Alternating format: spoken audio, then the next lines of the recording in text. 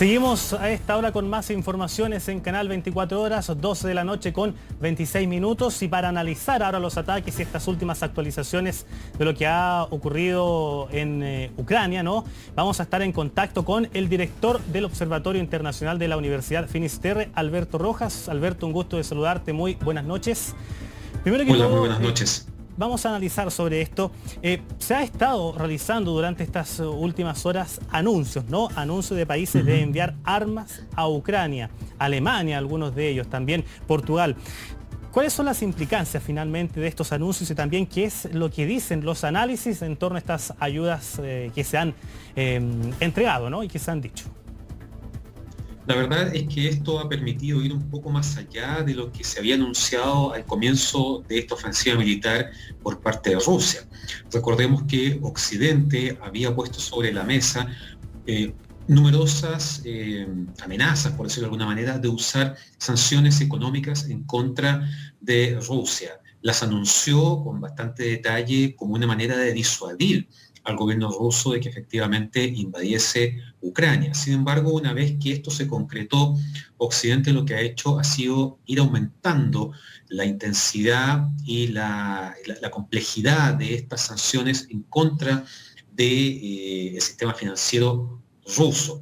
A eso hemos visto una nueva faceta que es básicamente el apoyo en términos de equipamiento militar. Hemos visto que varios países se han comprometido con la entrega de diferentes tipos de armamento. Ninguno, eso sí, ha comprometido la presencia o la participación de soldados de su nacionalidad. Eso es algo que sigue en la misma línea de lo que planteó desde un primer minuto el presidente Joe Biden, en términos de que Estados Unidos estaba preocupado de la situación en Ucrania, estamos hablando antes de la invasión rusa, por cierto, que estaba dispuesto a dejar caer sobre Rusia importantes sanciones económicas y que además había transferido toneladas de armamento para equipar mejor a las fuerzas militares ucranianas. En este minuto, evidentemente, lo que estamos viendo es una guerra en desarrollo y para Ucrania el aporte, la entrega rápida de este tipo de equipamiento militar puede ser muy significativo y clave, sobre todo en las próximas horas. Eso por un lado. Por otro lado, también hemos estado siendo testigos, ¿no?, de estas sanciones que se han entregado, y una de ellas también una sanción muy significativa, que podríamos decir, porque pareciera que las sanciones no han tenido algún efecto sobre Vladimir Putin. Entre ellas, por ejemplo, hay una unanimidad de excluir a Rusia del sistema SWIFT, que es prácticamente el corazón del sistema bancario y mundial. Te quiero preguntar finalmente, ¿qué tan complejo sería salir de este sistema y qué golpe o qué reacciones inmediatas también podrían ocurrir si es que efectivamente se da? Claro, efectivamente, como tú bien dices, esta ha sido la principal amenaza, la más importante de las sanciones económicas que Occidente ha anunciado en contra de Rusia. Solamente se ha usado algo similar en contra de Irán hace ya mucho tiempo. El punto es que el sistema SWIFT es básicamente una plataforma a la cual están adscritas cerca de 11.000 entidades bancarias del mundo que permite las transacciones internacionales y sobre todo los pagos internacionales. Sacar, al menos hasta el minuto, como se ha anunciado, a una parte de la banca rusa de este sistema, sin duda que le impediría tener acceso a los pagos de, por ejemplo, las ventas de gas, lo cual implicaría que Rusia perdería la posibilidad de recibir esos ingresos tan importantes en este minuto. Está claro que la operación en Ucrania es algo que el presidente Putin ha planificado con tiempo. Esto no es algo improvisado, esto no es algo precipitado. Y así como se ha preparado para un escenario bélico en Ucrania, como el que estamos viendo desde el jueves, también se ha preparado para enfrentar las eventuales sanciones o la eventual respuesta de Occidente frente a esta acción. Sabemos que Rusia ha ido acumulando importantes cantidades de divisas, oro, ha diversificado sus mercados durante años, etc. Y teóricamente al menos estaría preparado para soportar estas sanciones.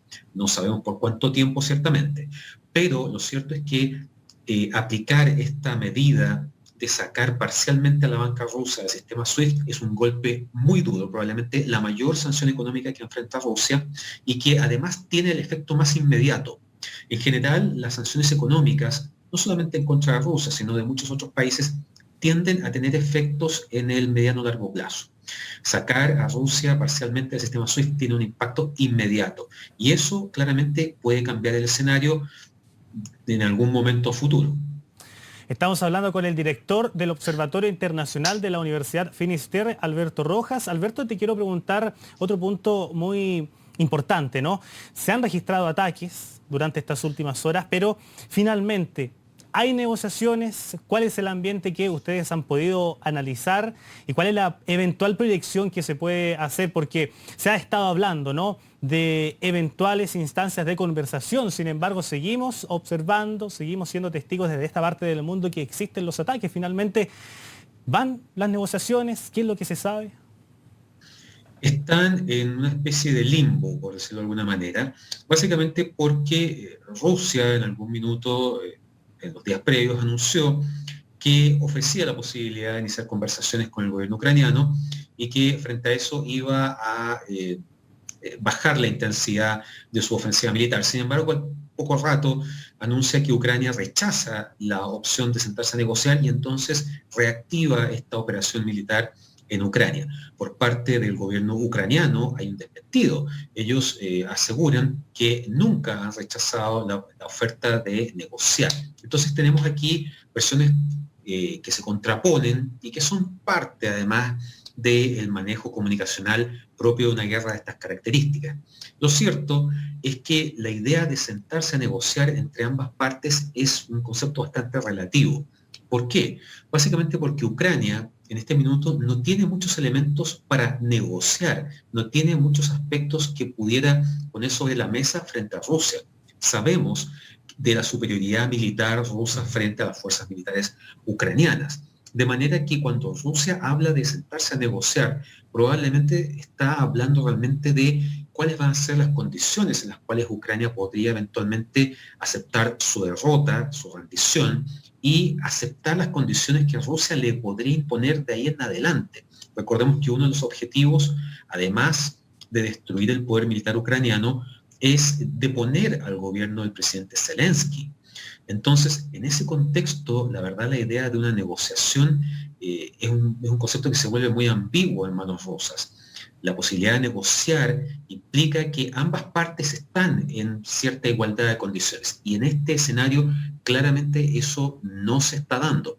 Y por el contrario, vemos que Rusia está reforzando su ofensiva. No hay que perder de vista también que en el fondo, producto de esto que hemos conversado, de la superioridad militar rusa, se esperaba que la capital ucraniana, Kiev, cayese en manos rusas muy rápido. Y eso no está ocurriendo. Y al parecer eso se debe a la resistencia de las tropas ucranianas y también de la población civil que ha tomado las armas. Y eso es claramente un desafío a un ejército profesional y muy bien entrenado y equipado como es el ruso, que además supera ampliamente en términos cuantitativos y cualitativos las fuerzas ucranianas. Entonces, mientras más demore la toma de la capital, eso va a ir afectando la imagen de imbatibilidad, por decirlo de alguna manera, de las fuerzas rusas. Alberto, justamente en este mismo tema, ¿cómo queda internacionalmente la figura de Vladimir Putin? ¿Cuál es el capital político actualmente del presidente de Rusia con todos estos ataques, toda esta ofensiva? La verdad es que la imagen del presidente Putin está fuertemente comprometida después de haber ordenado esta invasión a Ucrania. No solamente porque Occidente ha reaccionado con estos anuncios y compromisos de sanciones económicas en contra de Rusia. Se está hablando de aislar a Rusia y sobre todo a Vladimir Putin de la comunidad internacional en general.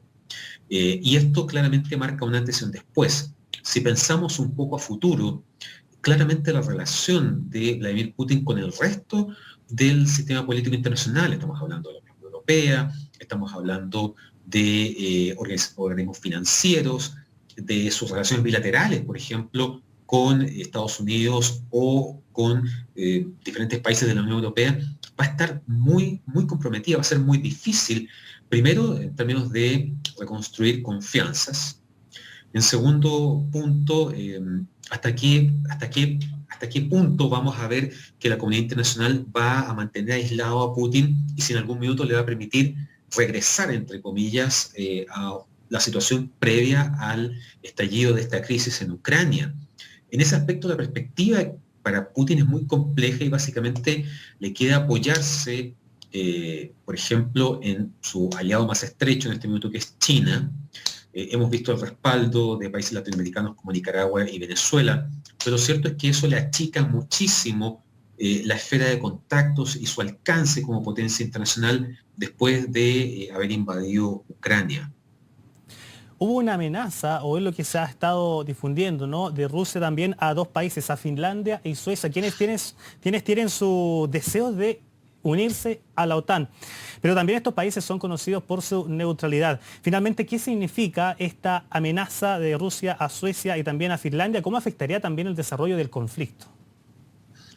Bueno, la OTAN es una organización militar, una alianza militar surgida en 1949 en el contexto de la Guerra Fría y que después del fin de la Guerra Fría y la desaparición de la Unión Soviética en 1991 se cuestionó mucho si acaso tenía sentido que siguiera existiendo. La Unión Soviética había desaparecido, su contraparte militar, el Pacto de Varsovia, también había desaparecido. Estábamos en otro contexto. Sin embargo, la OTAN logró sobrevivir a ese cuestionamiento, se reinventó en varios aspectos y comenzó a incorporar a muchos países que habían pertenecido antes a la Unión Soviética o al bloque de países aliados de Europa del Este. En ese marco, hemos visto dos países que han mantenido, como tú bien decías, una posición de neutralidad, que es Suecia y Finlandia, y que hasta este minuto parecía que era una situación que no ameritaba mayores cambios. Sin embargo, las declaraciones de Vladimir Putin, amenazas bastante directas, pueden hacer que estos países avancen hacia un escenario en el cual abandonen total o parcialmente esa neutralidad. Sobre todo pensando en Finlandia, que tiene una historia de guerras y conflictos con la Unión Soviética durante el siglo pasado, llegó a perder prácticamente el 10% de su territorio, y desde entonces siempre ha mantenido una posición de alerta, por decirlo de alguna manera, frente a Rusia. Hasta este minuto, sobre todo en este siglo, en estas poco más de 2 décadas, no se había visto una amenaza directa a estos países.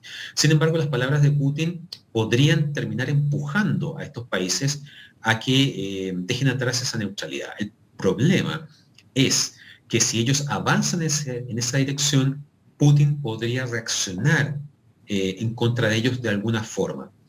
Postular y entrar a la OTAN son procesos que no son rápidos, así como también ocurre en el caso de la Unión Europea.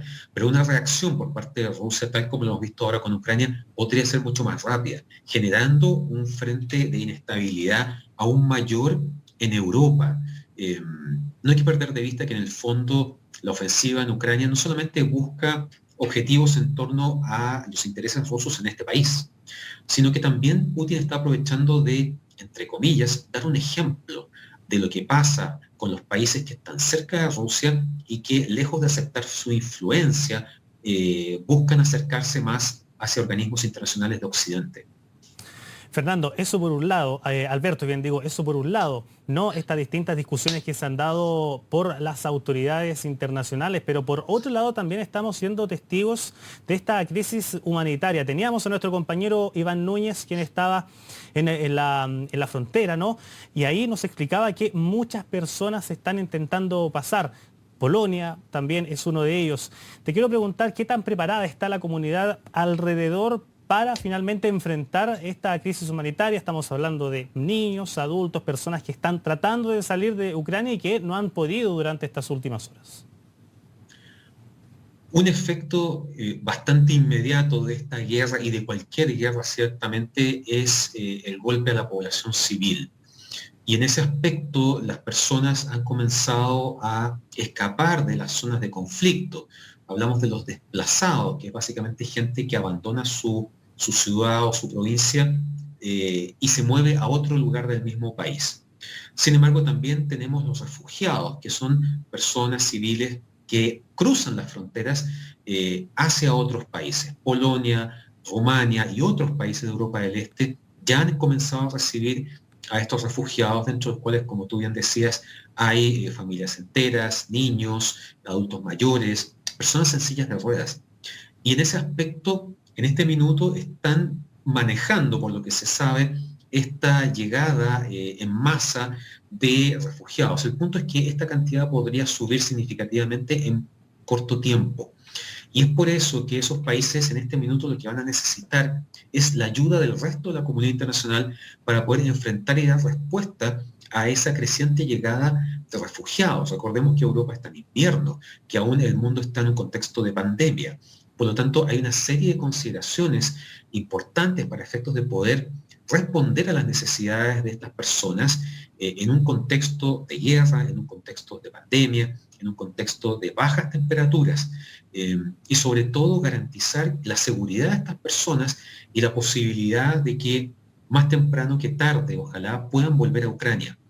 La historia del siglo XX y de este siglo ha mostrado que muchos conflictos muchas veces se van perpetuando en el tiempo. El caso de Siria es probablemente el más visible, y cómo en un lapso de prácticamente 10 años esta guerra ha generado millones de refugiados que han permanecido años en campos de refugiados en zonas fronterizas, por ejemplo en el caso de Turquía. Y esa es una situación dramática, porque ahí vemos personas que nuevamente quedan en el limbo, no se integran al sistema laboral. ¿Qué pasa con la educación de los niños? ¿Qué pasa con el presupuesto necesario para que esas personas tengan educación, medicinas, alimentos, etcétera, en forma constante? Este es un desafío del siglo XXI y que claramente exige de parte de la comunidad internacional reacciones concretas y sobre todo rápidas para enfrentar esto de la mejor forma posible. Sin duda algo muy complejo que ha estado ocurriendo ya. Todos esperamos que de alguna forma se pueda solucionar para que así todas las personas al final de cuentas ya estén más tranquilas. Sin embargo, lo que hemos estado viendo son ataques y una situación que hasta el momento se ve difícil de terminar. Muchas gracias, Alberto, por conversar con nosotros, director del Observatorio Internacional de la Universidad Finisterre, por actualizarnos también y analizar lo que ocurre en Ucrania por este conflicto. Que tengas una muy buena noche. Muchas gracias a ustedes, que estén muy bien. Hasta entonces, 12 de la noche con 43 minutos. Vamos a seguir con más informaciones, pero hacemos un alto y ya volvemos con más noticias a esta hora en Canal 24 Horas.